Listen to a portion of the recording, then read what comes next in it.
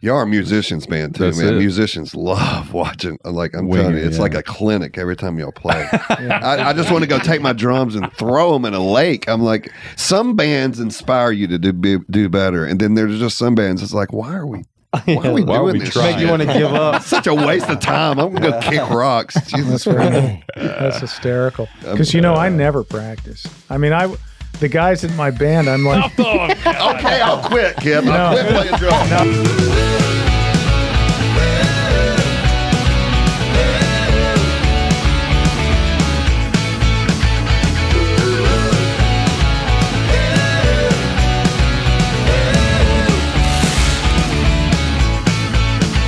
Welcome, everybody, to the X5 podcast.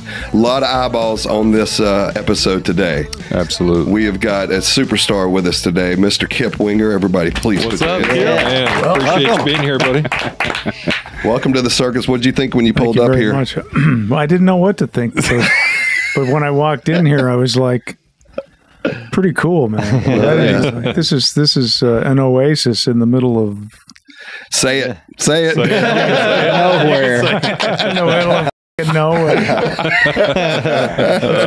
It's cool. Very cool. If you're coming through this town, you got to stop in. Yeah. You guys should just do random travelers that just come to wave them down on the thing. Hey, you want to do our podcast? Truckers and stuff. That's what all of us are. yeah. We're just random travelers. Okay, I'll stay. Yeah. This is where you break down and you just end up living here. Which I've done. Yeah. Not break down. Hey, I got a question before we get started. There was a Mexican restaurant that I passed by on the way. How's the food over there? Really good. Is it? Yeah. Of all the restaurants out there, it's definitely one of them. If you've ever had Mexican food, it's definitely I've just been another Jones's Mexican. for Mexican food ever since I passed that place. No, it's pretty good. It really is. So there's another place not too far from here that's even better than that, though. So The one I you know own. I know what you're talking about. Do you? Do you own two? I'm joking. I should as much as I eat. Man, I'm telling you, we should see if they're selling it. Yeah, I know, right? Oh man, how was the drive down, brother? Drive down was good, man. Oh, Great, yeah. actually. Rain. I've been used to rain. It's been raining for. I was in LA for 26 days and it rained 19 of them. So and That's then I crazy. came back to Nashville and it started raining. You brought it with you. I do. I'm carrying it around. I'm like that dude on Charlie Brown with the cloud. That causes a lot For of people problems that in know there, me right? actually in person, I am a bit of a dark soul, so Right. there's always like a rainy cloud following me around. How long have you been living in Nashville?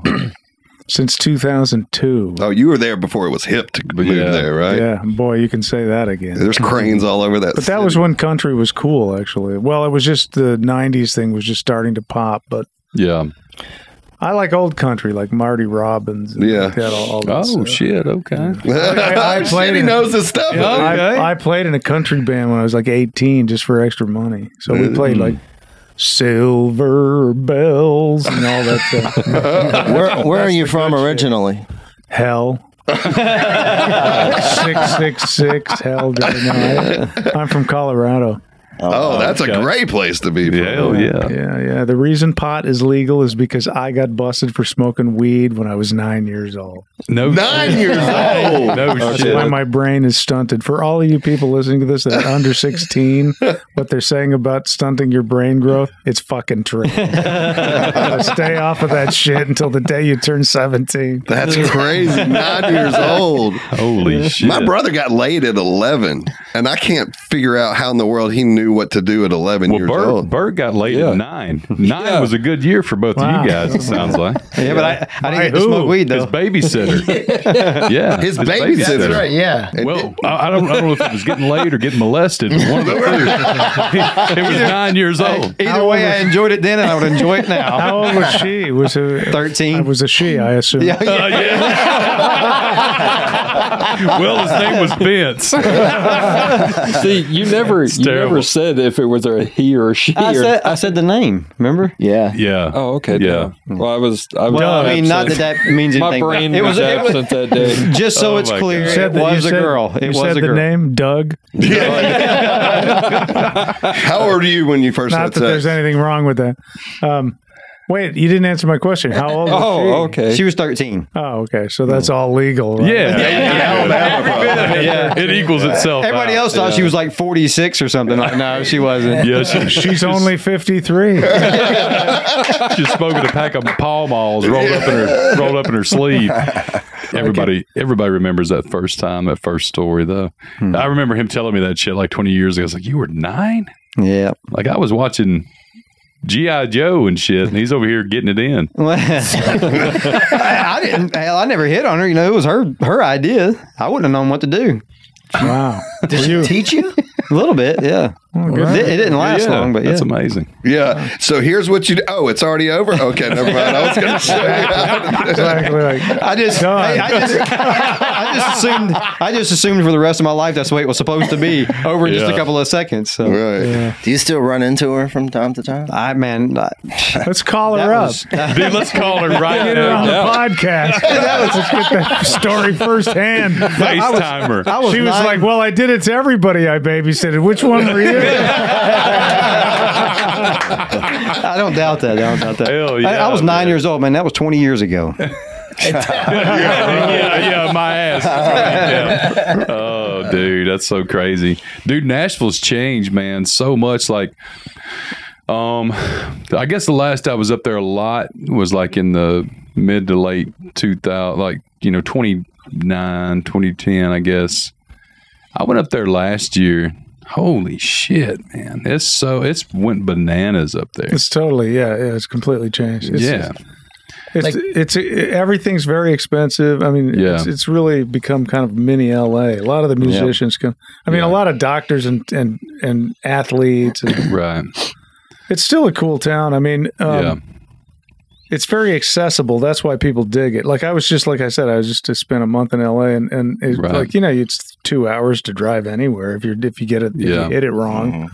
We were in the car for 3 hours going one place, but it's great. I mean, now there's restaurants that you can eat to. Back in the day when I went there, it was like meat and threes, and that's it. Man. Oh yeah, man. But the studios are great, and there's a lot of talent. Like you could say, there's more talent in the smallest circumference than anywhere else that I know of.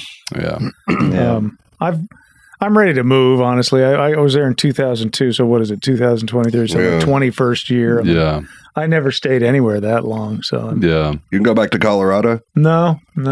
Cleveland, Alabama. That's changed too. Everywhere it's like really changed. I mean, it's one of those things where you can never really go home. Mm-hmm. Yeah, but it's beautiful to visit. Where did you grow up in Colorado? What town? Denver. Denver. And I went to. I lived in Golden, Colorado for a while. Went to 1 year of high school there. Dropped out. Got a GED. Did my band with my brothers, and then went to New York when I was like 22. I think 21 or 22. Mm. So how did everything start with you? As far as I remember first I heard of you was Alice Cooper. This is so fucking boring. I want to go back to this.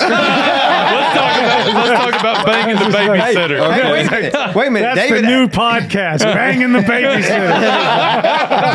David asked you on your first one. Yeah, It got pushed to me. Oh, yeah. I was that young was too. bypassed. I was like 12, Well, that's okay. You And have the- to late and bloomer. by- you have to come in here and brag, Kip. and the girl was 17. Hey, that's, Oh, Yeah, yours is much better than mine. yeah. That's pretty good. Well, he made a hit out of his. yeah, that's right. He made millions out of it. I remembered that when Reb came up with the lick. I was like, oh, yeah, let me think about that. See, here's the worst thing about yours is the babysitter was paid. Yeah, but I didn't pay her. Yeah. Wait a minute, that's worse. We, Kip, we were up in Nashville. I guess it was for your wife's His parents birthday. gave hush money. Yeah.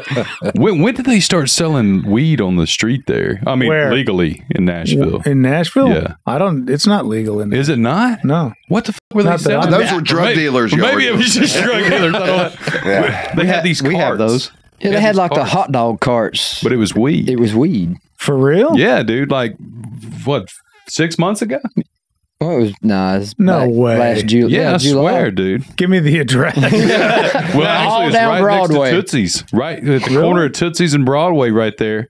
For real? Yeah, no shit, man. Could've been And the Delta cops 8. were there making sure that the people were like they had a line and everything. Like no shit.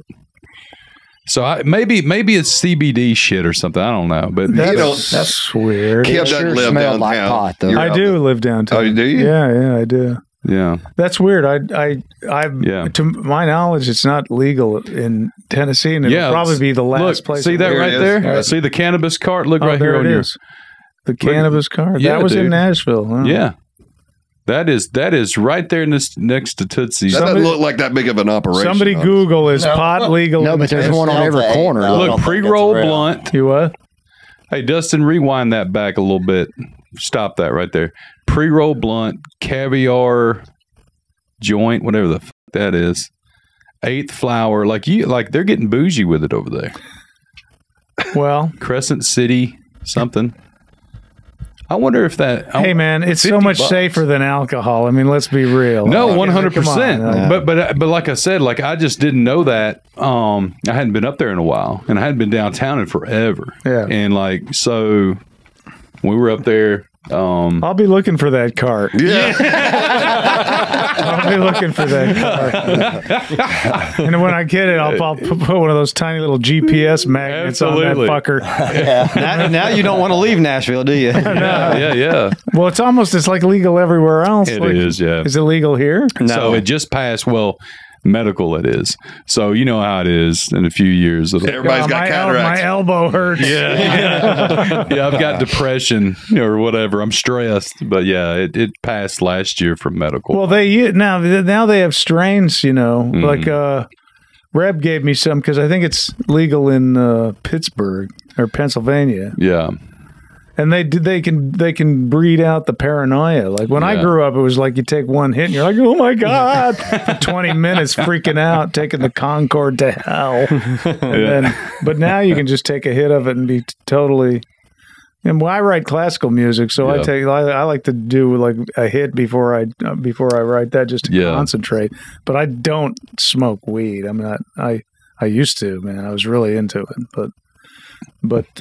Now that it's legal, it's no fun. Exactly. What's the point?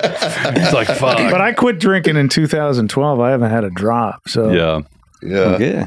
We've all kind of aged out of drinking too. Yeah, man. ourselves. that shit fucks your voice up if you're a singer, man. Yeah. So, some people can do it. Mickey Thomas, he can sing like a bird and drink before he plays. I don't know how they do that. That used to be my thing was Jaeger and honey. Tasted horrible, but seriously, Jaeger and honey before, or I would put in some. What the fuck is that shit we used to drink all Weed. the time? Yeah. Charlie had a vocal coach from Cleveland, Alabama. This was his cocktail. Yeah, Jaeger and honey warm, and Oh my God! Yeah, that was the makes me pre-show sick ritual just right thinking there, about man. It sure was. Coat your throat.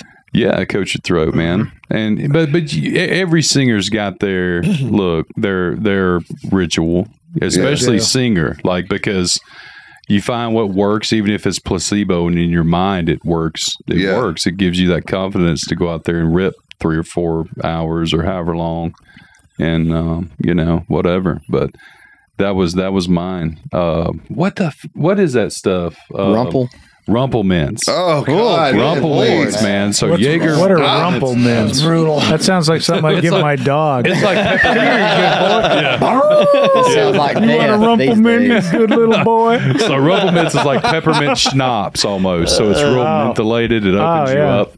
And you either love it or you hate it. Yeah, It's 100 proof too. Yeah, it's stout, man. So Oh it my gets you, God! gets you All feeling that right. alcohol dries my throat out. I can't do it. Yeah. We were watching last night your Arsenio Hall playing Headed for a Heartbreak. The mix at Arsenio Hall always sounded great. They did a good Every job band. on that. Yeah, that was a good one. Yeah, we nailed it that night. You never know. Like being the singer, it's not like tuning a guitar. Like damn, okay, ready to go. You come out with a singer, you'd never know what the fuck's going to come out of your voice. And you never know what's going to come out over the air either. I mean, how does that stuff work? Do you bring your own in-house guy to run sound at a TV show? Or is it No, they had their people there. They were really good, man. Yeah, it sounded amazing. We were just watching it going, that's not typical like late night talk show sound. That really they sounds were good. really good. Man, one of the baddest fucking shows I've ever seen. This was Kip. This was probably 01 or 02. The Cowsills. What? The Cowsills. Yeah. It was Winger, Faster Pussycat, Cinderella, and Poison. You remember doing that run with them in the early 2000s? Oh yeah, totally. Dude, that was such 2002. Yeah, that was a kick-ass fucking lineup, dude. That was a good one. Yeah, Yeah, man. I was there. You guys it was Poison. Yep. Us, Faster Pussycat, and who was the Cinderella. Cinderella. Right? Yeah. Dude, you know, Tom and those guys are in Nashville. You're Tom was one of the first guys to go there. He was there like 5 years before I was. Yeah, man. He's out rocking. They're starting their tour. We're touring with them Yeah, for a month in June 15th through July 15th ish. Yep. And then a few gigs here and there. We're doing the Ryman in August, and You played there before? never played there. That's a bucket list place to play. No, it's not. I mean, I must be sacrilegious, but I mean, I've seen concerts there, and it never sounds great. I mean, Does it like, not? sorry, they hate me. He was playing the ramen. And it's not comfortable to watch a concert in there on Oh, so on pews? those wood pews. Oh, yeah. Wood pews and everything. Yeah. It's just the Ryman, so it's like, ooh, okay, cool. I saw Don Williams there, and it kind of worked for Don Williams. Well, I don't sure. think it sounds. I've seen a bunch of bands in there. I mean, it sounds okay, but if you're down underneath, I mean, it's a weird setup. Yeah. Yeah. I mean, no disrespect, but No. I mean, it's not my. No, you just stomp all over them. We'll cut it out. We'll edit it out. I mean, should I be politically correct? I mean, He's just trying to get Nashville to want him to leave. Yeah, That's what he's trying you're to fine. no, I mean, it's the Ryman. Of course, I'm going to, Oh, yeah. I Oh, did, man. last concert I saw there was Yes. And it sounds, Oh, wow. How was that?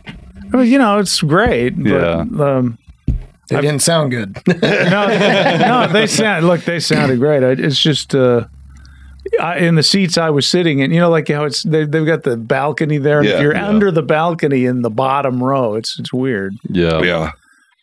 Probably traps a lot of low end down there and stuff too, I would imagine.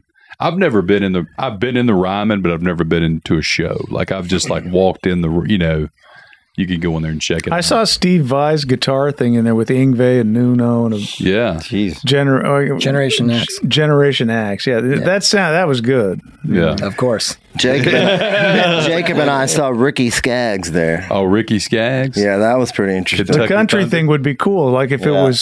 if it was Dolly Parton in there, it'd be incredible. Oh, yeah. Yeah. Does Dolly live in Nashville? She lives in Sevierville, Okay. Tennessee.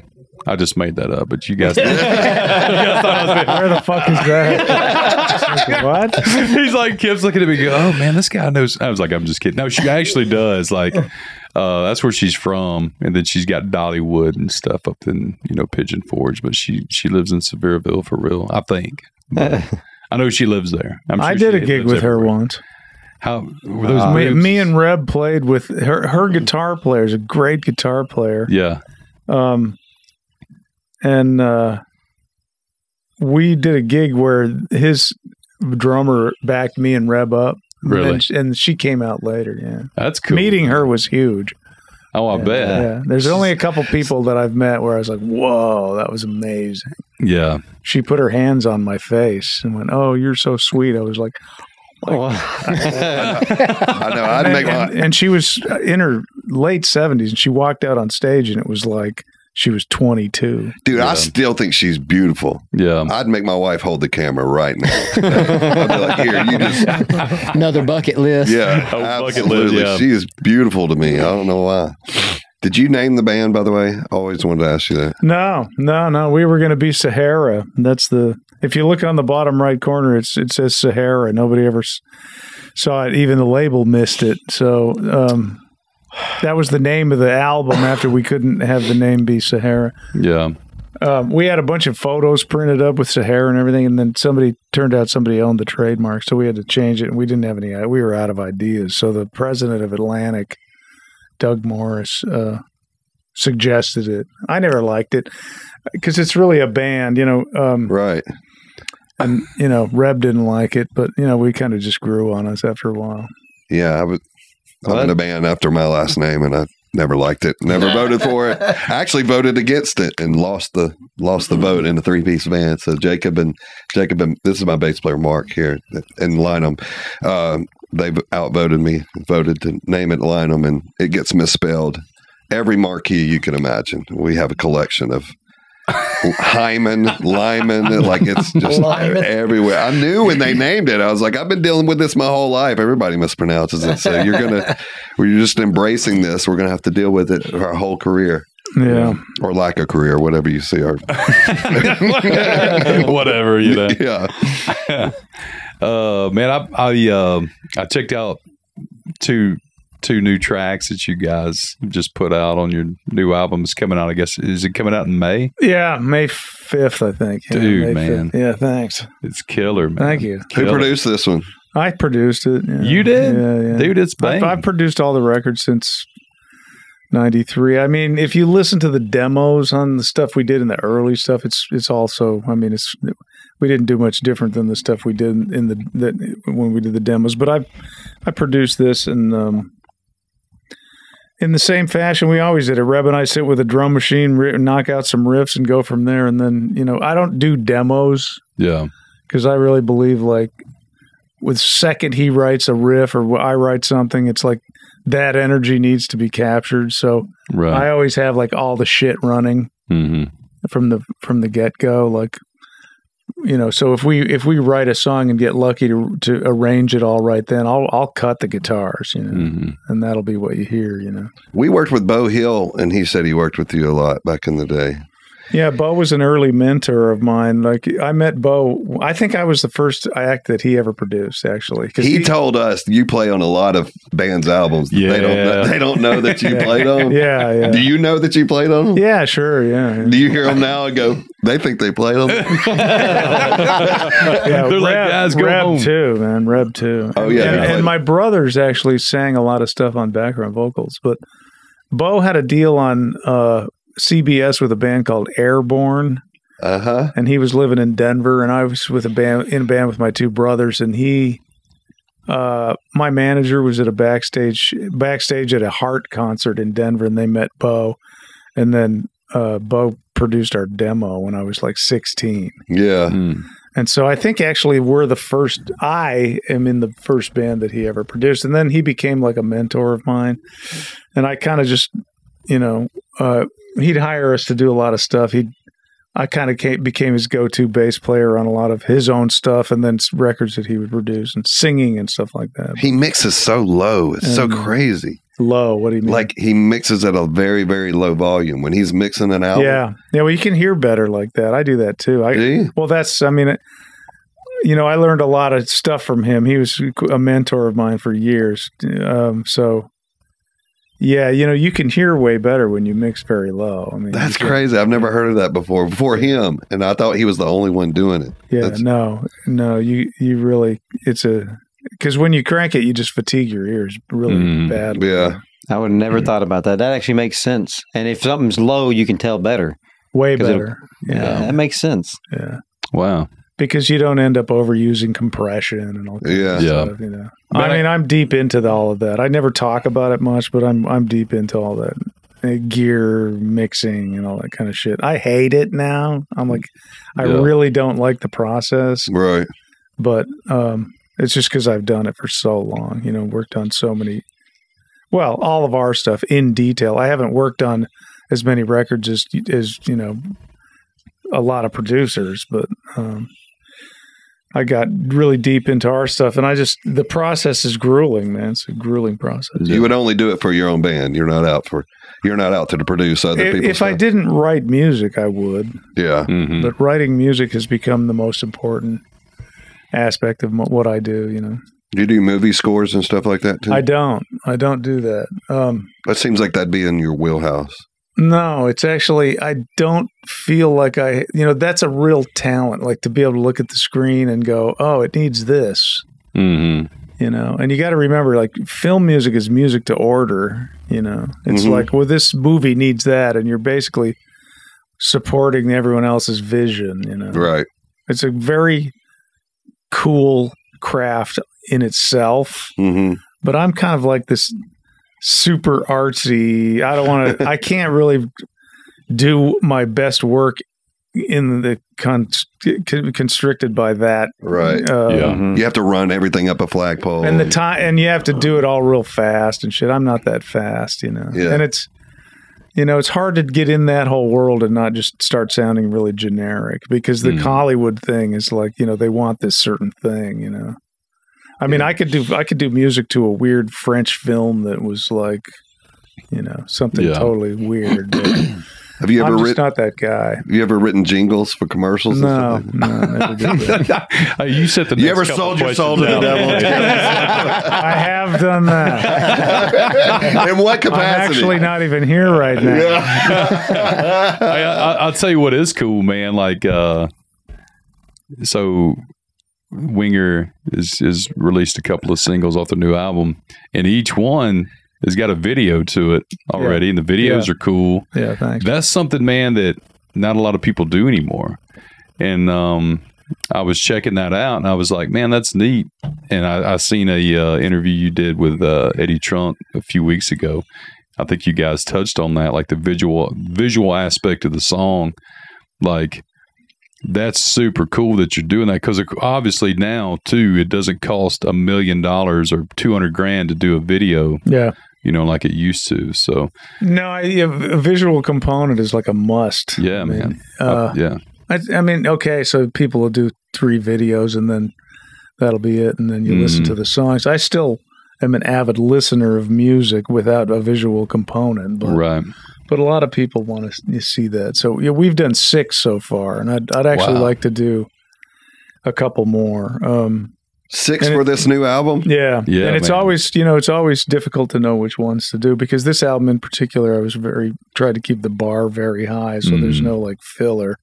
Yeah. So yeah, we were just talking about that on the drive up, like what do we release next? I was asking Rod about it, but yeah. So we're getting great response from this one that's out now. It all comes back around. The comments are amazing, and people seem to like it. So thank you very much for listening to it, everybody. And, with all the noise out there, man. Because it's a 7-minute track with a huge guitar solo. It's like the sequel to Headed for Heartbreak. It's unreal, man. Which was always our kind of trademark. At the last song on an album, we always give Reb like this huge solo. That's awesome. This is one of his best. This actually might be my favorite Reb Beach solo at the end of that song. It's, for me, emotionally, it's heavier emotionally than anything he's done, but which is strange. And I don't know, when I wrote this song, I've said this in every interview I've done, and I've been saying it now for about 1.5 years. Every great idea that any artist comes up with is always by accident. You can try to take credit for it, but it's bullshit. You'll work and work and work on shit, and then all of a sudden you'll trip over something and your forehead will hit the keyboard, and it'll be this amazing sound. You'll go, fuck, that's incredible. I'm such a genius. And it's always the best ideas, always by accident. When it hits you when you're least thinking of it. Yeah. You got to get out of your own way for the good That's shit. right. That's right. That's just a fact. I don't care if you're a painter or a sculptor or any kind of artist. I mean, the best. Even probably in other sectors too, like a stock trader probably accidentally hit the wrong button when he was trying to do something else, and I don't know, man. It's just open up to the infinite intelligence of the universe. If you can't be open to that, you're not going to really bring the magic. Do you feel lucky to have the same guys in your lineup for this long that really just all on the same path? Yeah, very. That's lucky. the hardest thing in the world. Why aren't you glad you're not going through what Motley Crue's going through right now? Do you see that shit? Well, we like each other. We just have great time. These guys are very funny and fun to hang out with. I mean, Reb's one of the funniest guys you'll ever meet, and everybody's got a great sense of humor. So so we like to hang, and we never got in any fights or anything like that. We always, even when Reb was in Whitesnake forever. I mean, and so I was doing all kinds of other stuff, mostly classical, but we talk every day, pretty much. We've hung out with Paul. Yeah, he's a Paul's real fun. nice guy. Paul's amazing, you know. So, and Paul was in and out of the band over the years, you know. So I was very, I've been kind of insisting on bringing Paul back for a long time, you know. And so on this album, actually, it's the quintessential Winger album because it's the only record that every single original member has played on every single track. Oh, that's cool. So we're all, including John Roth, who joined the band in '93, but so everybody's on every song. So, you know, there's definitely a vibe to just that, you know, because we've been doing it this is our 35th anniversary of the first record and the 30th anniversary of Pull, our third record. So, yeah. And we just have a great time on stage and shit, you know, it's just...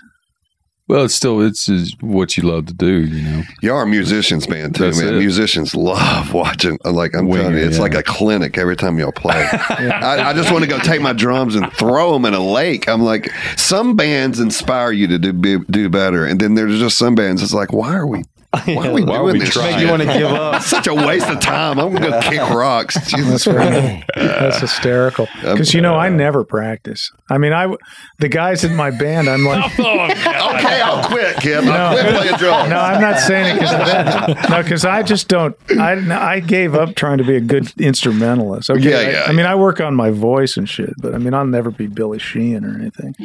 But Reb and Rod, that's a different story, you know? Oh, yeah, they're Paul's a fucking great musician. He plays guitar as well as he plays keyboard. Paul has a solo on this album on this song called Broken Glass. He's first guitar solo on a Winger album because he's really a great lead player, you know. How do y'all choose who takes these badass solos in y'all songs? I choose. You choose. The name of the band is Winger. If you haven't checked. The buck stops here. That's one of my talents is delegating. I know who's good at what, and that's the one thing I can do. That's the most important talent, by the way. Yeah, somebody's got to drive the bus, man. You know, somebody's got to. Yeah, I take everybody's opinion in. You know, we were doing videos in Vegas. We played Vegas. We were going to do some video shoots, and I was pushing for this one song, and Reb just completely talked me out of it. So, you know, everybody has a say. You know. Yeah, he was telling me earlier you played Alice Cooper. I had no idea about that. I feel like I'm smart on music, and then I get rolled out at something like talk about a master class, man. I got in Alice Cooper when I was 23. It was like master class in how to be a rock star, like, all the way around. Fuck, he cycled through so many people and taught him that too. I mean, Damon Johnson here, local. Yeah, that's what I was just going to say. Damon played with Alice, and then left Alice, went to Thin Lizzy, I think, didn't he? Why does he not hold players longer? He's such a nice guy. It's just weird. Yeah, he's awesome. Yeah, he cycles through people. He has his new band has been with him for about 8 years now. I think that's the longest that probably any band. I don't know. People just get other opportunities. You know, Reb was in there for a while until he got Doc, and he just wanted to.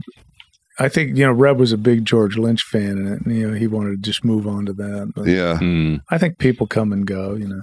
Well, they had the girl, and then she left to go tour with somebody else, and now she's back. I put Nita in that band. Oh, yeah? Yeah. She's back in it now. Yeah. That's what I read. Yeah, no, she's great. Now, you even talk about Kane Roberts. I see. Kane Roberts is Kane. You play with Kane. Yeah, Kane was who really got me in Alice Cooper. Wow. And then when Nita left, he went back. Yeah, he went back for a short stint. And now she's back. Yeah, she's back. Yeah. God, she's badass too, man. Yeah. No, she's easy to look at too. Yeah, that's what I say. Does she play guitar? I didn't know she played guitar. No, they got my accountant. My accountant manages the Donnas. I remember them. And Allison, the guitar player for the Donnas, they called him up and said, "Hey, we're looking for a woman guitarist to replace Orianthi." Yeah. And Allison was back in doing university for something. Right. And he just happened to tell me, and I was like, I have exactly the person for this gig. So I called up Nita and said, I got a gig for you. You know, what are you doing this summer? She said, oh, well, we're booked with Iron Maidens. Mm-hmm. I said, well, this is Alice Cooper, so let's talk about it. Let's talk about your fill-in for the Hey, you Maidens. know what? You know what? To her credit, she lived up to that shit. I mean, Did she? really. Well, look, she's a superstar, man. Yeah. You know, Yeah. she got an opportunity, and she took. She really lived up to it all. Yeah. She really kicked butt. First female guitarist to have her signature Ibanez. Oh, really? Ibanez, yeah. Yeah, there you go. Mhm. Yeah. Good for her. I like to see that shit. Yeah, absolutely. That's cool, man. She puts on a show. She's good. Mm. Where you guys going with Steel Panther in Europe? We're doing UK. Okay. We're doing like 7 shows. And Dude, that's got to be a that good was time. I texted Michael Starr. I was like, dude, let's do some shows together. Yeah. One day later, their agent called and asked if we wanted to do UK with them. That's badass. They do big numbers over there, too. Oh, yeah. And they're really nice. They're great players too. Oh man, they're amazing musicians. Yeah. Yeah. When's the last time you've been over the pond over there? To play? Yeah. Mhm.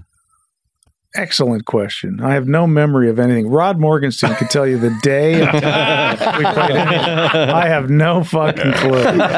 None whatsoever. Needless to say, close enough. It's been a while, I guess. Huh? I think Winger played UK in 2007, maybe. Yeah. So they're Karma.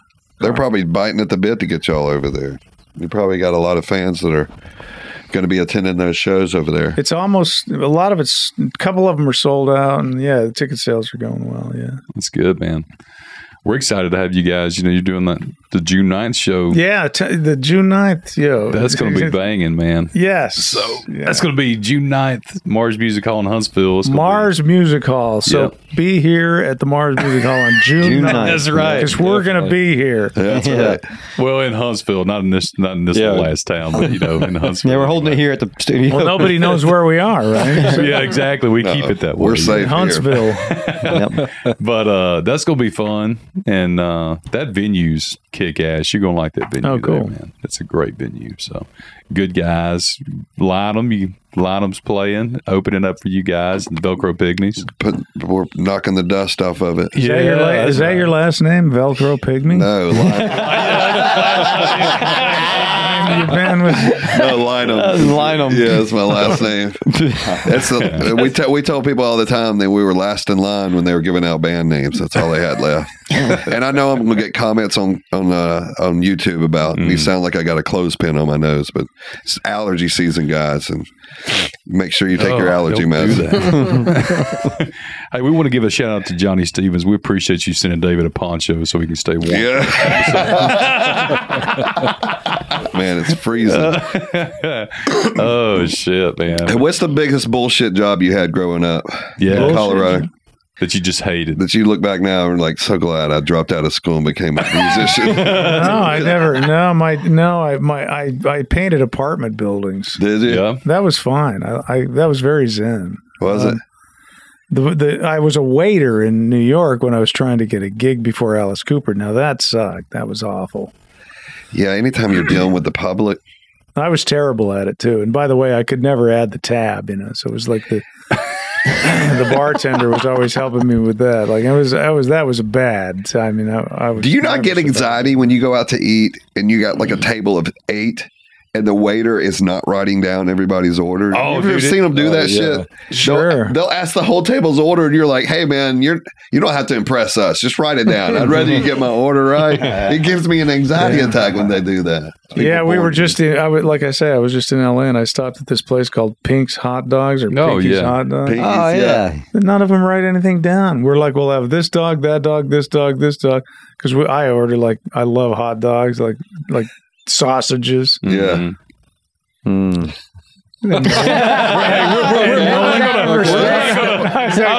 were giving you a wide berth. Hey, we're just getting to know you. I don't want to offend you too much. I was waiting for one of the smart remarks.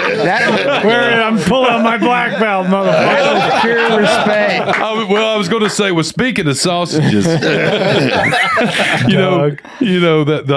whole Kip. Look, Kip is a sex symbol. I mean, he was I was. Still is. Not anymore. No. My mother-in-law. Look, let me tell you something. Uh-oh. Let me tell you about my mother-in-law. His mother.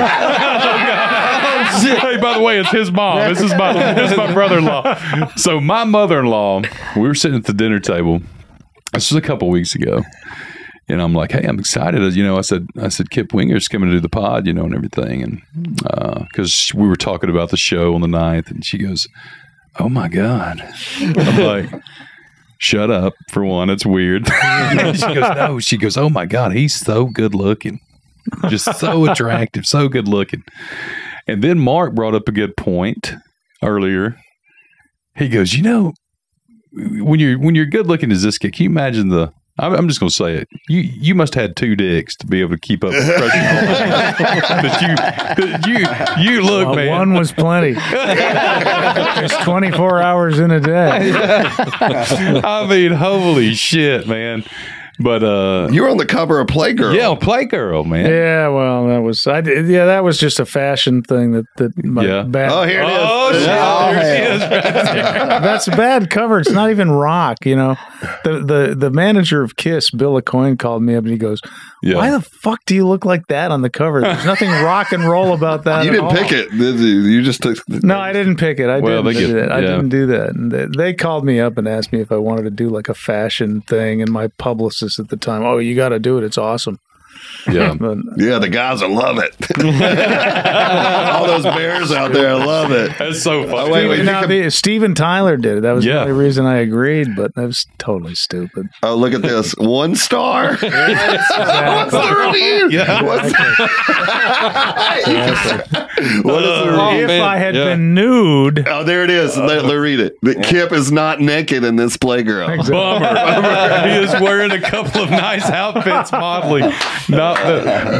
Honestly, I think that is his mom that review. That's hysterical. No, man. So, 1 star. how's Steven Tyler? You ever done any business or done any shows? No, not at all. I've met him several times, but yeah. I mean, he's a god. I mean, what are you going to say? Yeah, sure, man. Legend. Man, it's so cool, like, to see, you guys with your new album, which you released another album too. Was it 01 or 2021? You were last. The last thing I did was the last thing I got released was. God, the last thing. I mean, I worked 3 years on a musical I did called Get Jack. That came out several years ago. Okay, I got a classical record in 2017. Okay. With my orchestral shit. That actually got nominated for Grammy. That's composition. Cool. Nice. And, but the band hasn't had anything out since Better Days Coming, which was 2015. Okay. It's just cool. You got 7 coming out, and then Extremes dropping a new record. It's like all the cool, badass bands are like releasing albums too, man. They're like, hey, this is the full album that's coming out this time, instead of just doing the drop a single over 2 years. Like a lot of people do. I'm old school, man. I like that. Did you write this over the pandemic? Y'all write this out? We started before. It would have been out way before that, but we got sidetracked by all that, as I'm sure everybody else did. Yep. So we wrote through it. The album was done a long time ago, actually. It took a really long time to mix it because I didn't want to mix it totally, so I got a mix engineer that I'm very familiar with, who's also worked with all the same guys I did, like the old school guys like Mike Shipley and Ezra and those guys. But rest in peace, Mike Shipley. He was God, what a badass! He was the Picasso of mix engineers. He was the next guy, man. He was going to be the next. No, he was. There was nobody could touch him. But the mixing took a long time. We mixed it we went through almost 2 rounds, and before we got it right, Yeah. And I wasn't going to be in a hurry about it. I was like, all right, well, when you know, you want to, when you're putting something out like that, man, you want to have your complete. Yeah. I'm happy with the way it sounds. This all comes back around. Sounds. You got to be careful when you load up on YouTube because they compress a lot of shit on there. You got to give it exactly right to them, or they'll mess up the sound pretty bad. It fucking sounds epic, man. I'm telling you, dude. And that's how a lot of people hear it. Oh, Like, yeah. Like, you better make sure it's right on YouTube. 'Cause Yeah, a right. lot of people digest it that way. Yep. It's everything. YouTube now, man. You got to get your music on YouTube. I love that they're doing videos, get a visual with it. But that's where so many people go to check shit out. Like they really do. It's the number one source of Yeah. music. Yeah. Yeah, man. So you got to get it right, and which is so cool, man. Like now everything, I guess it's, and everything's so accessible now. And so I know back in the day, you used to have to spend so much on PR and this and that and radio tours and the whole damn deal. And I guess you still do that to an extent, but now. Listen, bands suffer. I mean, Yeah. there's not many bands that do as good as like just media marketers, like guys that are really just doing content that like, Yeah. billions of people want to hear, Yeah. It's harder for bands that just do what they do because there's fewer people interested than, how do you build this or what? Yeah. That's really where it's at. But what we do is somewhat of a dying art in an odd way. Mm-hmm. Have you accepted that recorded music is just kind of promo for your shows nowadays? Sure, It's not- yeah, absolutely. You That don't was a make rough any- transition to make because it used to. be such we've a been money- over that for years. I mean, Napster really was. Yeah, I mean, the second that happened, I was like, we're done. Like, yeah. It's just a promo thing now. there's no fighting it. Yeah, But on the other hand, a lot of people have access to getting their own music out that wouldn't normally be able to. So, Yeah. that is the upside, man. That's crazy. well, anybody can just, you can just start a brand, and if you're great and you kick ass, you can go as far as you want. That's it. You don't have to listen to some schmo in an office. You could start some fucking podcast out in the middle of nowhere. And Yeah, just getting rid of the gatekeepers. There's fewer and fewer now. So that's for the greater good. I gave up my income. Right. I thought I'd get a laugh out of that. Yeah. We're all tough room in crying. here today, Kip. Hey, Sausages? sausages, nothing. He threw that one up and What was waited for great- somebody to hit it out of here, and He nobody threw, said a yeah, word. he threw the alley-oop up. He was looking for it. He goes, I gave fuck. Okay. Well, okay. Time to go, guys. Tough crowd. Tough fucking room. No, man. I don't know, dude. It's still.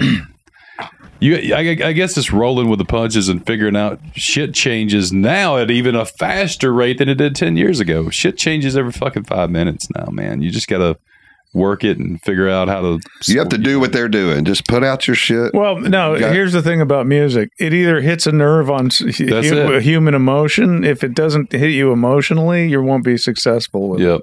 Yeah. It doesn't matter. It can hit you intellectually, and that will only last a little while. That's but if true. it doesn't hit you emotionally, you're fucked.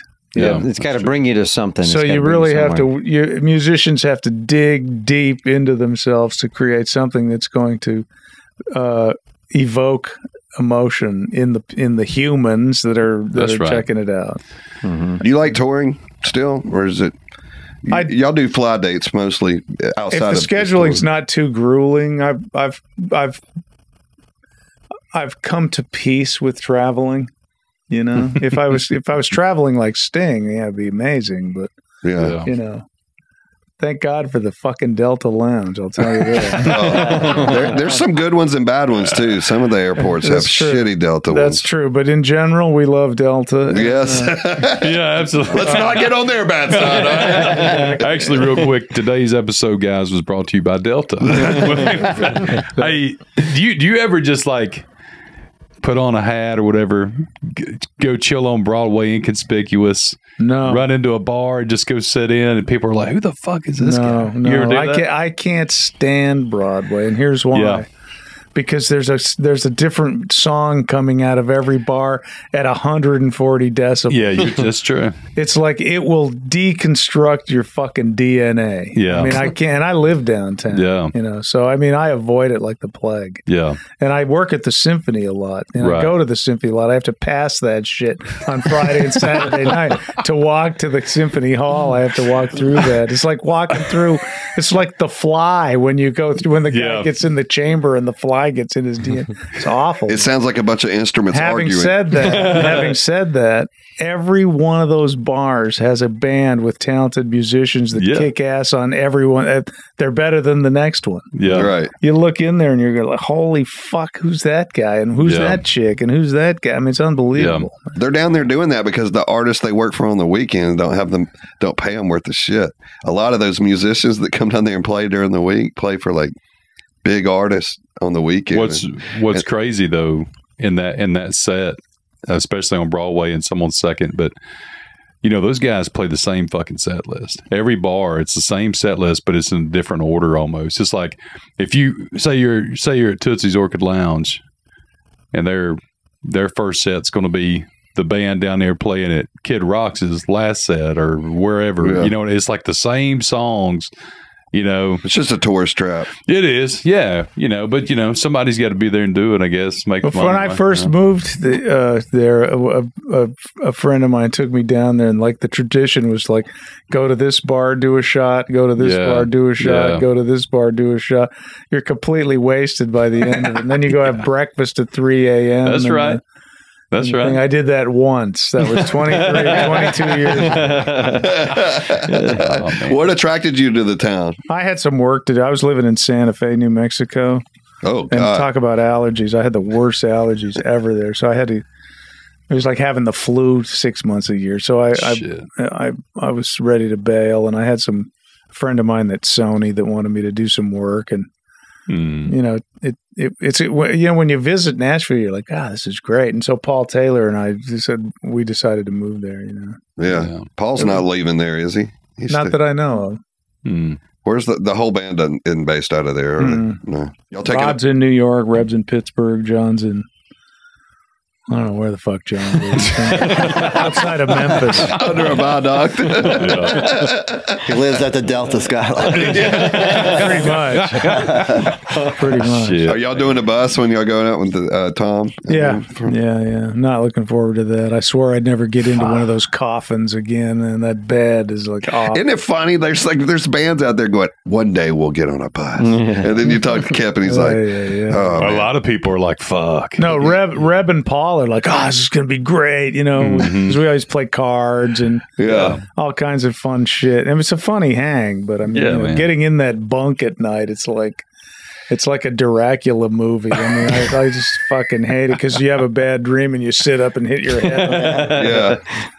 Yeah, you get used to the sound of that generator at night when you're sleeping. No, you don't. I do. About 3 or 4 days, I get used to it. And then, No. So, no, you don't. everybody that sees us on the Kiefer tour, you'll know I'll be bumming in that bus. Man. Just take the back lounge.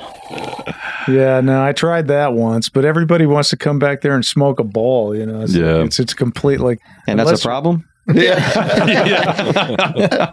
Helps you sleep. That's right. I think that's, you know, I don't smoke anymore, but when I smoked, that was always it. It was the music. When you smoke weed and writing music, it's just, you can't get that without it. Well, it's concentration, you know. Yeah, your mind goes nothing to nothing. It gives you an extra dimension in what you're hearing. That's the only reason that I even consider it. Yeah, when I had started back for a little while, and that's it. Just at night, I didn't want to do it during the day. Just at night, and just everything else just kind of moves out of the way, and you can just. I sing better, man. Were you stoned when your babysitter seduced you? What kind of shit were you Nine. into? He was like, no, I was just doing heroin actually at 9. You were smoking weed at 9. I was having sex at 9. That's so terrible. I thought I would get stoned and I would record something or do whatever. I thought I could sing just so because you feel it more. Yeah, right, opens your third eye. And I'm like, man, I'm just ripping it. Then I would listen to the shit back like 2 days later. I'm like, what the fuck? That sounds terrible. You know what I mean? That used to happen to me, and I got over that. Yeah. I actually do better now. Do you? Yeah. Yeah, man. It took a while. I was like, I'm flat, or why did I go to this? But at the time, I thought I was just killing it. Yeah. I was like, man, I'm fucking murdering. Yeah, this but shit. then it's also like, oh my God, this pizza tastes incredible. So good. Yeah. That's my downfall, man. I got to stay away from weed. Yeah. I will go start eating Nerds and like Pop-Tarts and just Damn, I wasn't sure what was coming out of his mouth. I've got a problem, like way worse than when I was drinking. Pop-Tarts. Jesus Christ. Sounds like my dinner. Holy crap, man. Dude, I'm excited. I can't tell you how excited I am to have you here to hang with us, but I'm excited. That's nice. I appreciate it. Excited for the show in June. We're not going to keep you too long. I know you got to drive back and stuff, but man, thank you. No, that's good. No, I'm happy to be here. We can hang a while. Okay. So I don't know if you have any questions about the album or any of that kind of shit. You know? Yeah. Look, so let me tell you our MO. 90% of the time, we'll talk about that stuff, but we don't want to bring people in here to hang out and talk about the same fucking shit that you repeated week after week. Well, no, I was week. just saying if you have any questions that you're afraid to ask, I mean, don't worry about it. Yeah, no, man. Ask away. But you know what I mean. We just try to be a hang. We don't try to be. We're not radio guys. Yeah. So when did the channel start? So it actually started. I got to pee real quick. Go right ahead. Hey, take your headphones off there, jackass. So it actually started. Our first episode was uploaded in November. So it's a fairly new. Wow, and you got 40,000. Right at 40,000 subs already. That's amazing. And consistency. How often do you put out a video? Every week. Well, every Wednesday. So yeah, it's pre-recorded, guys. Sorry, now you know how the pudding's made, but it's pre-recorded. And so we always bank a few. It doesn't always have to be, though. No. It does. Let's go live right now. Right now, motherfuckers. Well, we don't know how to do that. Way over our head. So, like I said, we started in November. This was kind of a brainchild, man. Like, honestly, Kip, like this was like I bought this warehouse because, as you've seen, I like collector cars and things like that. And I wanted to have a place to get my buddies together and us jam and play some music, record music and everything. Yeah. And then me and Bert was in here and another buddy of ours, Matt Cowan. And we were like, you know what? Fuck it. We're going to make this a podcast studio as well. And we just kind of had this cool, idea. And here we are, it just kind of took off, and David came in to help us with it, and Jeff, St. Germain, everybody, so it just kind of, it's sticking and working, and it's a lot of fun. That's great. There's a lot of noise out there, though. Everybody and their mother's got a podcast. So yeah, I've done some interviews with people that I like. I call them conversations. I did one with Alan Parsons. I've got one coming out with Steve Vai only on specific subjects. So Steve Vai is actually a very literate and amazing classical composer, so we had a big discussion about that. But it's fun to talk to people. I mean, it's very interesting. Yeah. Well, we all have stressful lives, everybody does, and this was kind of the time to get away from all that. You don't think about all the shit that's going on through the rest of the week, and you just we wanted it to be a vibe that was away from all the bullshit. Yeah. That was kind of the goal. Yeah, we just wanted to talk about your childhood tragedies. It's a therapy session for Bert. If I'd have known that, I'd have never been part of this. Yeah. I didn't know he was going to bring that shit. My mom watches this, right? Yeah. What the fuck? I hired that girl. Yeah, she's finding out right now. She's on the hook for that shit. Yeah, you need a woman in here like Howard Stern has Robin. Yeah, we talked about it. We talked about it. I know. Yeah, there's a lot of male energy in here. We've talked about that. How we had girl guests before, and they come in and you could tell there's like a rapey vibe or something. Look on their face. Vibe. Yeah, they just look at, this is way too many guys in one room. Well, the first question my wife always asks is, she's like, well, is anybody bringing their wives today? I'm like, no, I don't think so. She goes, okay, I'm going shopping then. Because she's like, I'm not hanging up there with all you all you freaking guys, Yeah. Oh, yeah. Like my wife will sit out there every once in a while by herself. Yeah, she'll just stay out in the green room.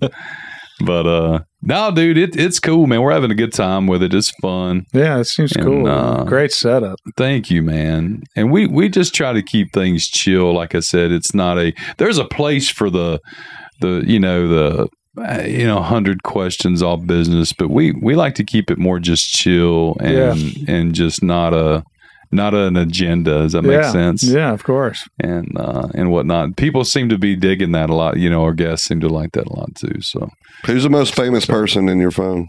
In my phone? Yeah. Oh, God. I don't even. Kip Winger. No, I mean, I don't even have. Our last guy. That's an excellent question, actually. Yeah. I don't have any exciting people in my phone. Like, well, Johnny Stevens had Pam Anderson in his phone. And I'd have to look. Damn. I mean, I have a bunch of old numbers that probably aren't working right. The second question is going to be, would they take your call? Probably Alan Parsons. I got Allenson in here. Oh, wow. Alice Cooper doesn't. I think he just got a cell phone. And I've got more like producer guys, like Ezra, and guys that I want to call up and pick their brain about shit. Yeah. Yeah. I've always been kind of shy. I never like got into the stream, like hung with a bunch of musicians and stuff. Yeah. Other than playing shows and stuff, What do you like playing on the cruise ships? Love it. Love the cruise, but I'm loyal to Monsters of Rock cruise because it's really like a true rock cruise. I've been on there. I first met you there years ago. Oh, cool! Yeah, it's a great. Are you doing the one coming up? Yes. Yeah, that is it's really it's really fun. I resisted it at first, but because the word cruise can be kind of like, oh God, let's go on a cruise. That's for old people, but it's not. I mean, it's a blast. Actually. Yeah. If you're going to do a cruise, if you're going to go on one, go on a music cruise. And the production's great, and the dude that runs it is really Larry. He's Larry, great. Yeah, great. He's awesome. We've been friends forever. But. He figured out his knack, man. He's like, he saw another cruise and he's like, I can make it way better. I can bring in way bigger production. He's been in production all his life, so he did a good job. Yeah, I have a good time on that. Yeah, and I like to gamble. So, shit. Okay, I don't because I suck at it. He used to gamble with his cock all back in the day. Now it's just money. Blackjack guy. Blackjack. No, I just play roulette, man. I was into craps. The worst odds. No, fuck that. Look, I've got a system with roulette, man. Do you? Dude, so last time we go down to Mississippi to Philadelphia, Mississippi.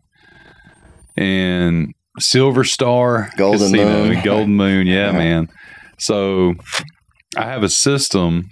I'm not going to tell you guys. I'll tell you off camera. Dude, I took them for like 19 grand and I was up 18 grand. I lost some of it back. I still walked away. You were there. It was a lot. In like a couple hours. That first night you was up 9. Yeah. And we only You're not going to get invited back bragging about and then they got fucking pissed because then it was like 4 o'clock in the morning. I'm on the fucking heater. I'm like, I'm not fucking leaving. Like my wife's texting me, are you alive? Like she's in I was like, I'm good. Like I'll be up, tomorrow. And so I'm playing 2 fucking tables at the same time, which they frown on. I guess so. And the fucking pit bosses are coming over there. And then I swing my fucking dick around. So I'm over there making $3,000, $4,000, $5,000 a fucking spin bets, You see all them security cameras go, start aiming at you. But the secret to roulette, I'm going to tell you. So when you have your system down, which you're going to know some of it if you play roulette, but then I've got to. No, I'm a total dork. I random pick numbers. Do you just play the outside, or do you play the outside and the numbers? I play both, yeah. Okay. So that's your fucking first mistake. Yeah. So just play the outside. But what you do, fuck it, I'm just going to everybody, here you go. So this is how to really fucking win at roulette. He's going to bring the casinos to their knees. Glad you tuned in on this episode of Gamblers Anonymous. So no shit. So always start at least, I always sit down, throw in like 10 grand, stake my chips up. So that's one thing he's not going to do. Cheap date. Cheap date. Yeah. And you sit there and we go to like I said, Mississippi, 10 grand to them's like, oh my God, we're going to they comped us suites. I'm like, for 10 grand. So anyway, I only play the outside. And what you do, I watch the table. I'll watch the table for like 15 to 20 minutes before I jump in.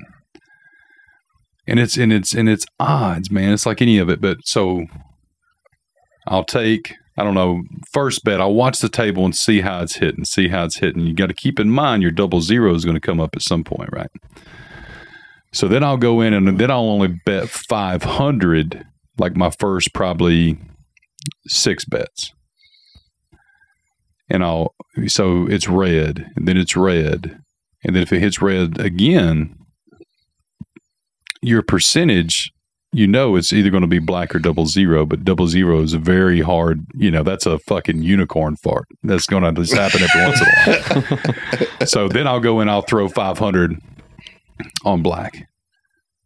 And then I'll double down my bet each spin until I lose one hand. Okay. Then I'll go and double however much I lost back in on the opposite color. 95% of the time, it's every time. 60% of the time. I was thinking the same thing.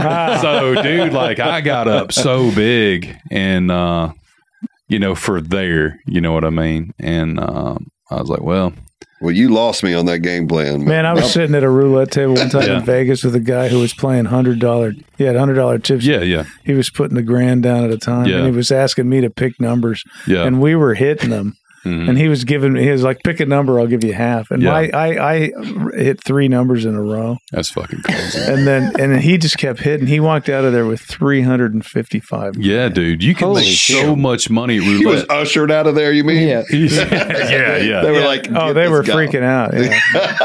That's crazy. I love roulette, man. That's my favorite game. I thought it was the worst odds in the casino. No. It's not if you know how to fucking play them right. It's really not. It's actually some of the best odds in the casino if you're just playing outside. Now, if you're playing the outside end numbers, then yes. Because if you hit some of the inside numbers, but the way I do it, you win bigger if you hit a number. Obviously, the odds are just crazy. Man, I had a bunch of chips on 17. I used to play 17. I mean, come on. Yeah, for sure. I can't not play 17. I'll play the outside, but I've got to play 17. Yeah, man. No, I get it. But I love it, dude. I enjoy it so much. I hadn't been, dude. When was the last time we went? That's been 5 years ago. No, fuck, it ain't been that long. Bert, you need to play 9 and 13. Yeah, 9 and 13. That's your 2 numbers on the roulette right there, bro. 9 and 13. Now that's a good idea. That's a good idea. The most I've ever won is off of roulette. Yeah, it's $50. Yeah, 50 fucking dollars. You humble brag. Jesus Christ. He's got that step stool down there so he doesn't step on his dick. I've never had luck at casinos ever. Fuck, I love them, man. Yeah, me too. I just love the hang. I mean, yeah. I rarely win a bunch of money. Dude, I wonder if that rumor's true. We would drive, we'd hop in the car, put the wives in the car, go to the casino. I decide here, it's like, fuck, it's 9:30, fuck it, let's go to the casino. And the casino is like 4 hours away from here. So by the time you get there, you get checked in, it's like just something about it though. Like when you get in there, it's like you're fucking awake. And everybody always... They pump oxygen in. Well, that's the rumor. I wonder if that's fucking true. Oh. I wonder if that's true though, because dude, probably, yeah. They want you to feel good while you're in there. Fuck, man, and you do. And they start bringing you those fucking Jack and Cokes. It's on. And my wife, I always throw her a few grandma here go because she loves playing like the game, not slots, but like a game called Shopping for Clothes. That's what she likes playing. Well, she's gonna need more than $3,000 to do that. I promise you. You like Vegas? Me, yeah, I love it. I've never fucking been. He's never been. We should go. Oh, really? Never Oh my fucking god. He won't get on an airplane. So. Never flown. Really? Yeah. You've never flown? No. Never For been real? on a plane. Yeah. Man. Why? It gets sand in his vagina. I'm just gonna John Madden it. I'm just gonna, bust it everywhere. You got to get over that. No, I've got to. You're afraid of flying? Well, yes. Yeah. I seen a friend of mine die in a plane crash. Damn. And literally like.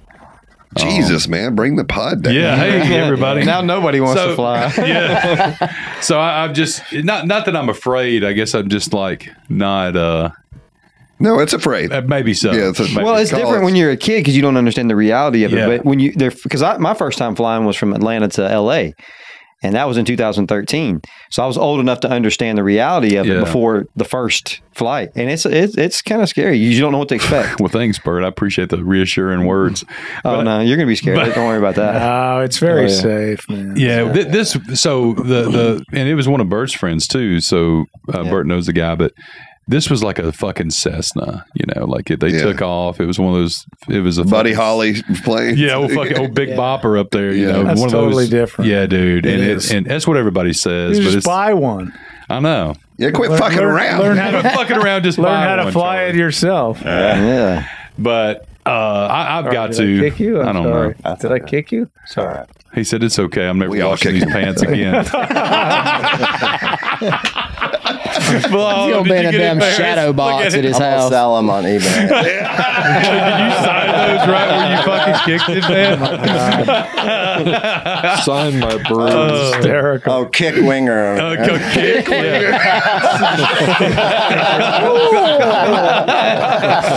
Fuck. He was out. Kip was out in the garage out there, and he was like, "This is Kit, right?" And I didn't say it because, like I said, I had to fill you out. I didn't know what kind of fucking sense of humor you had. I was like, everybody's told me, "Oh, he's a cool guy," but I wanted to be like, this is a life moment. You have Kip sitting inside of Kit. Yeah. That's fucking crazy. That's a wicked car, man. Yeah. How I about didn't know that? they made those. I mean, I just thought it was the one on the show, and that was it. How was your No. blood pressure?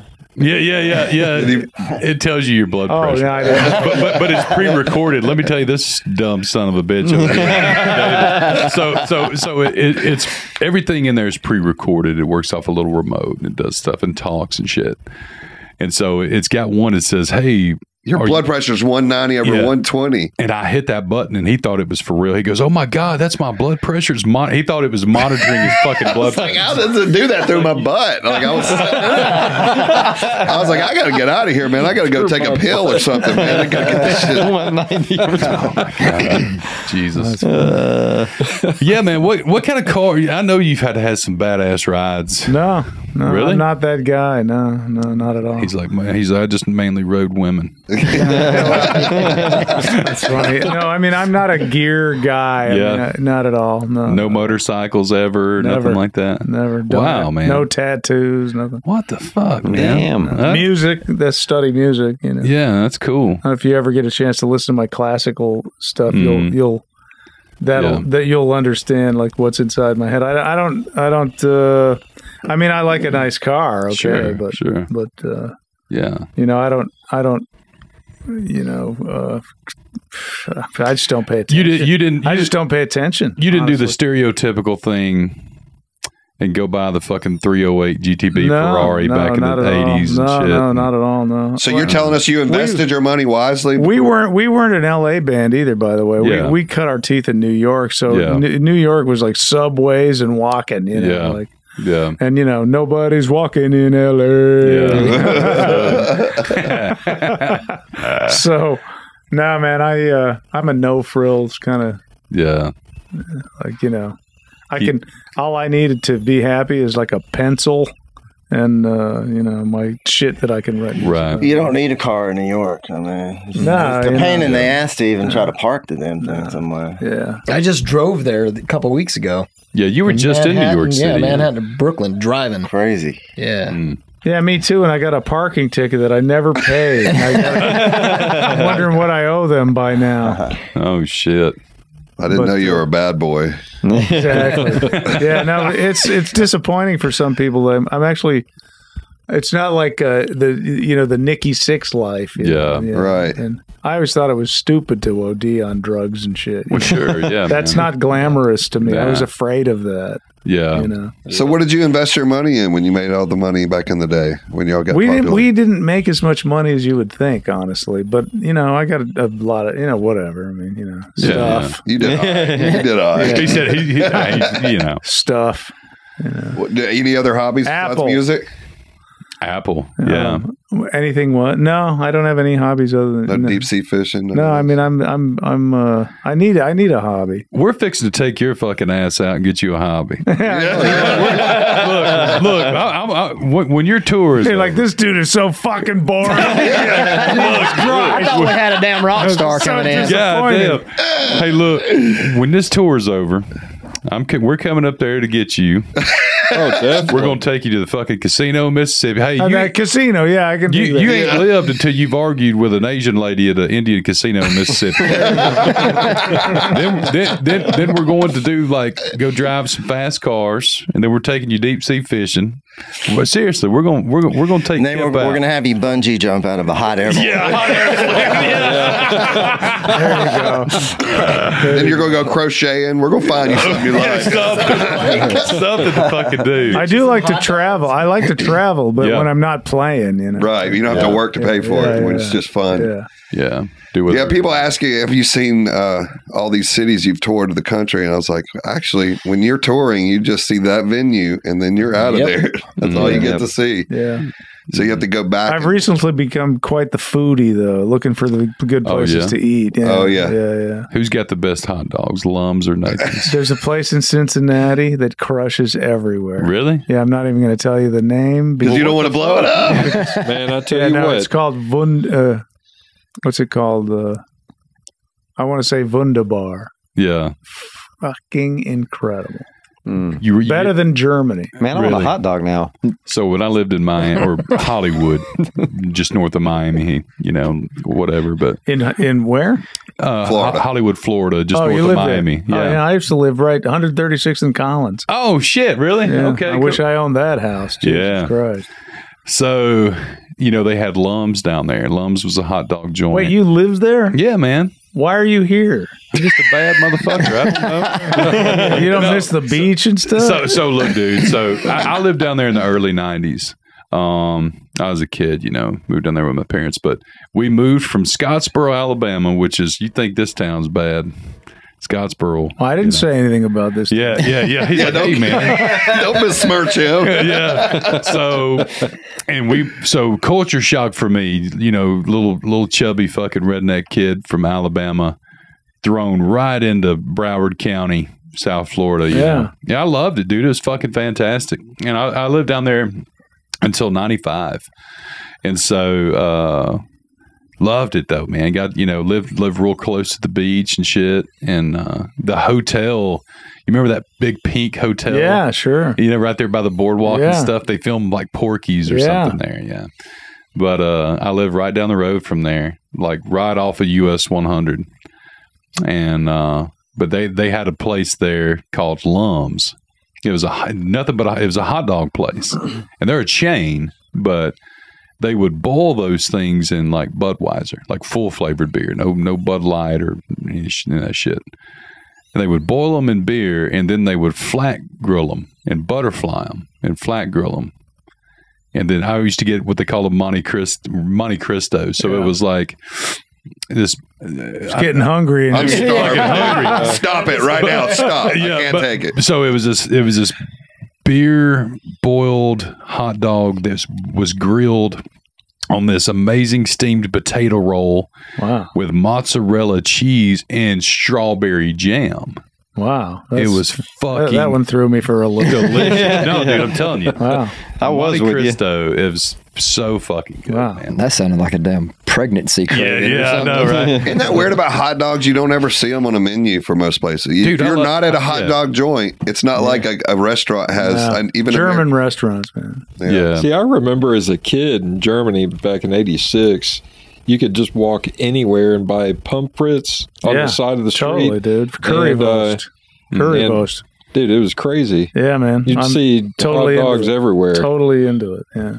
Europe, man, they got the food. I love that. Dude, you should do a food blog, bro. I should, man. I should. I really should. Seriously, man. Like, Nashville's got some pretty good places to eat too. But I would be the Simon Cowell of the food blog. But that's what that would be cool. Like that would be cool. Like so many places just suck so Yeah. bad. Like, and you go there and you think this is going to be great, and it's like, what's fucking terrible. Yeah. You could be the Don Rickles of food. But I got ripped by Kip Winger. yeah, think about that though, man. Especially touring and stuff. Take advantage of that. Like, you should do that, man. Yeah, that would be a fucking huge. That would be amazing. Yeah, I'm going to sit down until the feeling goes away. Yeah. They have those cooking things on the cruise ships, don't they? They have like cook with musicians and stuff. Yeah, but I mean, I can't cook. I could just tell you if it's good or He's not. just a taste tester. I don't want to learn anything new. Yeah, What's your go-to dish, man? Like, if you're not much of a cook, say you're Sausage. I don't know. I mean, it just depends on what mode I'm in. yeah. Last night, I love hamburgers, man. I had a but a good hamburger is hard to find. It's hard to beat. Really too, hard. It's hard to find, man. I found one last night at a restaurant that's right around the corner from my house. I had no idea. Yeah. And it was like, holy shit, I'm going to go back and get one tonight. Oh, okay. You see a $15 hamburger. But I like a lot of stuff, man. I eat all kinds of food. Thai food, especially. I love Thai food. Dude, I can take you. It's a place called Surin, and it's on Airport Road in Huntsville. They got the best coconut curry soup you've ever had in your life. And I always get that with sushi. I'm fucking starved. Yeah, me too. I hadn't ate today. Okay, cut. We're out of here. Kip, we love you. Hey man, but dude, good luck on the tour and everything, man. I can't fucking wait to hang with you guys too on the show. That's gonna be a good time. Yeah, it'll be great, man. It'll be fun, man. And you're going across the country with him, with Tom? Yeah, we're doing all kind. Yeah, I mean, it's a bus tour, so we'll go everywhere. We're doing a lot of headline stuff. We're doing a lot with. We do some Skid Row. We do a lot of stuff with Lita Ford. Wow, you guys just played Steel in Vegas. Panther. Yeah. We're going to Japan and Australia in September. Oh wow! So guys, here's some of Winger's dates. Yeah, you can go on there. We do VIPs if you want to meet the band. Kip will make you a hot dog. We got new merch on our webpage. Kip will make you a hot dog. We should carry a portable grill. Dude, come have VIP and you get a free hot dog. Buy the package, guys. What else do we need to sell it? Jesus. And it's an all beef hot dog. That's hysterical. A Glasgow, UK. All right, Newcastle.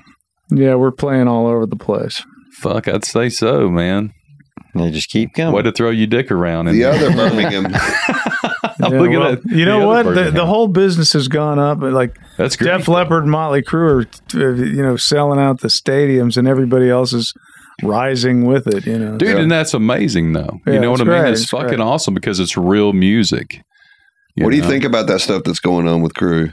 That lawsuit and all that came out a couple days ago. Isn't that crazy? I don't know what's going on. Pull it up. We have. Well, let me just give you the fucking cliff notes. So, yeah. So, Mick is Mick was fired, and they tried to, without consulting with him, tried to put it out there that he was retiring, and that's not what happened. And so now they're trying to dissolve him out of the corporation. They only wanted to give him a 5% stake in Motley Crue, the business, right? And he's a founding member. Blah blah blah blah blah. They're citing that his playing has been under.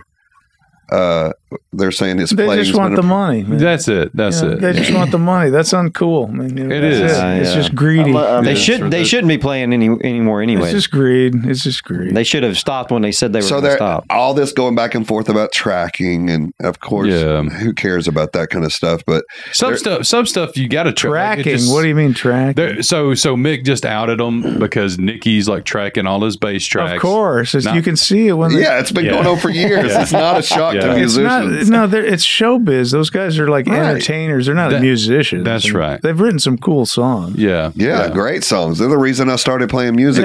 There's some really cool stuff there, but I mean, whatever. With that much money on the line, could you not at least fake it to get along with your bandmates? If you didn't get along with them, it wouldn't. If I had that much money, I'd just move to France. Yeah, I'd be out of the game. Period. Right. I'm going to start my food blog. That's how you know Kip's got fuck you money when that blue food blog pops up. Look, Kip, seriously, the thumbnail for his food blog is going to be him on the cover of Playgirl, and it's going to be Kip loves sausage. Food Jesus Christ. Look at that. There it is. Yeah.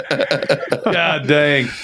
Oh, holy shit. No, back to the Motley Crue stuff, man. It's just, it's sad, though, that it's, fuck, man. They are slinging mud. There's so bad. Stuff I know Paul Taylor knows a lot of this stuff before it happened too, but I'm saying there was a lot of stuff I knew about that I didn't think would ever see the light of day. Yeah, but that's he is slinging dirt. It's none of my business. It's too bad. But yeah. It's always cool to see a band with the original members. Absolutely. You too. Yeah. You too, man. Yeah. I mean, that's what I say. But, it is what it is. Well, let's wrap it up. I'm freaking starving now talking about all this hot dogs. Yeah. Let's go. Well, thanks for having me, you guys. Absolutely, Thank you for coming, man. I learned a lot.